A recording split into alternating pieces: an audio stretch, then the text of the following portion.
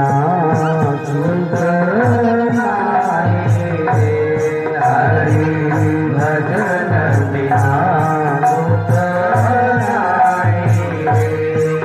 मन वृथा भट कारी रे।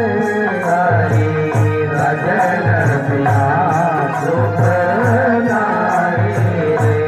हरि भजन बिना सुख नाहि रे। द्वारिका जाए तू मथुरा जाए। द्वारिका जाए तू मथुरा जाए। द्वारिका जाए तू मथुरा जाए। द्वारिका जाए तू मथुरा जाए।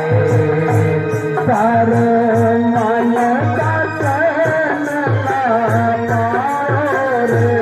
हरि भजन बिना सुख नाहि रे। हरि भजन बिना सुख नाहि रे। आइए, कितना अच्छा कीर्तन मेरे शर्मा जी ने किया। आप सभी बहनें भी पूरा जोर लगा रहे थे। भगवान का कीर्तन एक दिन से आधा दिन से आधा दिन भी मिल जाए, आधे दिन को छोड़िए, एक घड़ी मिल जाए, एक घड़ी को भी छोड़िए, आधी घड़ी मिल जाइए, आधी घड़ी को भी छोड़िए, एक पल भी मिल जाए भक्त प्रेमियों, तो जीवन सफल हो जाए। बोलिए आनंद कंद भगवान की जय। कहने लगे कि हे राजन, बहुत ही अच्छा प्रसंग आपने हमें सुनाया। चौथे अवतार की कथा भी हमें आज सुना दो। आज पूर्णमासी है और इस पुण्य के रोज किसको क्या फल मिला ये जरूर बताइए। बोलिए आनंद कंद भगवान की जय। भागवत प्रेमियों, एक दिन महाराज कश्यप तपस्या कर रहे हैं और देवी महाराज अत्रि ऋषि तपस्या कर रहे हैं और देवी अनुसुईया उनके लिए फल फूल चावल जौ सरसों धूप दीप सजा रही है कि ये संध्या गायत्री में उठेंगे। इतने में भगवत प्रेमियों सारा सामान रख दिया, पूरी सामग्री हो गई।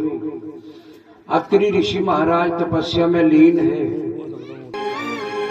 आप तपस्या में अपने पति के पास बैठे हैं, लेकिन मुझे बहुत जोर की भूख लगी है, कुछ खाना खिला दो।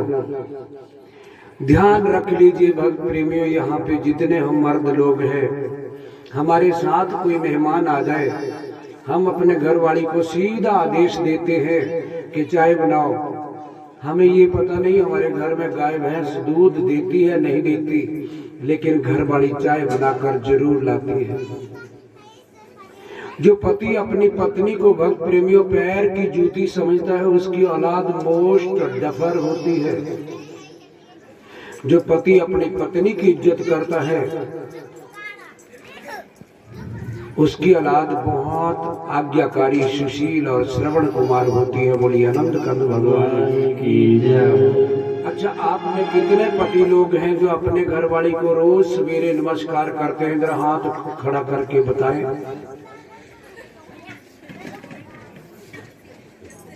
एक दो, दिनेश गुरु जी सवय करींदी होनी। ऋषियों को देखिए, राम को देखिए, राम सीता जी को नमस्कार करते हैं और सीता जी के दो पुत्र हुए लव और कुश।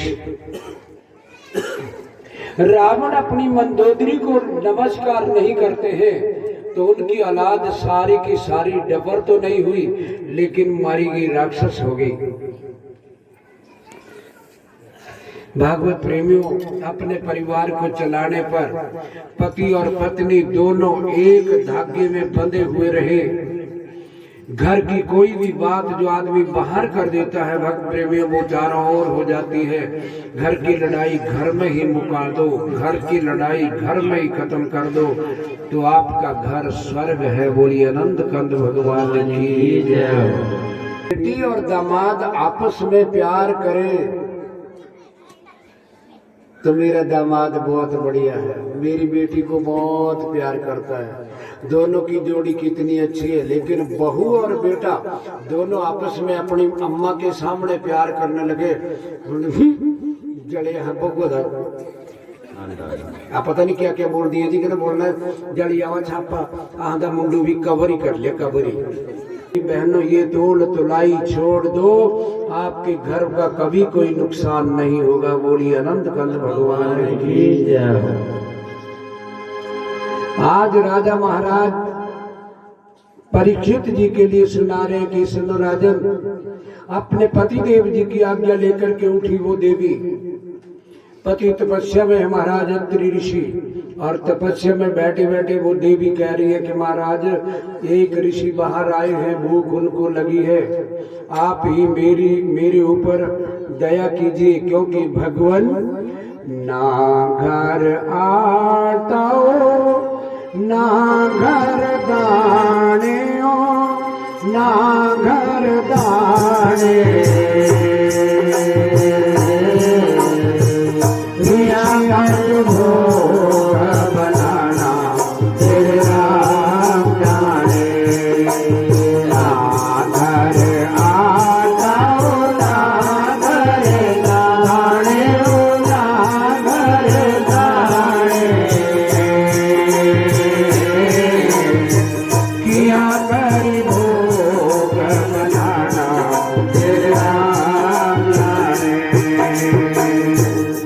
मेहमान दरवाजे आगे, ना घर आटा है ना घर दाने है।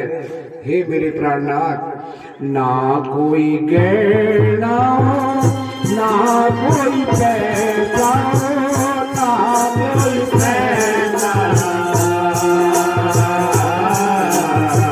किया मेरी सौदा में आना तेरे राम जाने, ना कोई